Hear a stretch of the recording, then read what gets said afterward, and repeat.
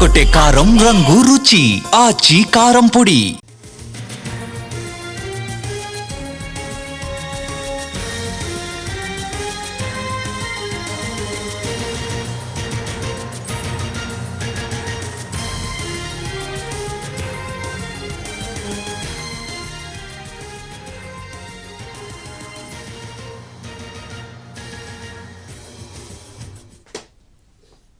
కోనసీమ జిల్లా ఇరుసుమండలో బ్లోఅవుట్ మంటలు అదుపులోకి వచ్చాయి. 6 రోజుల పాటు నింగికి ఎగిసిన మంటలు కొంచెం చల్లారుతూ వచ్చాయి.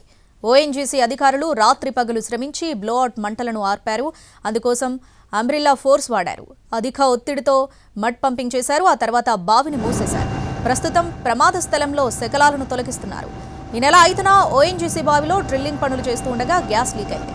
భారీ శబ్దంతో అగ్నికీలలు విరుచుకుపడ్డాయి. బ్లోఅవుట్ జరిగిన ప్రాంతంలో సీఎం చంద్రబాబు ఏరియల్ సర్వే నిర్వహించారు.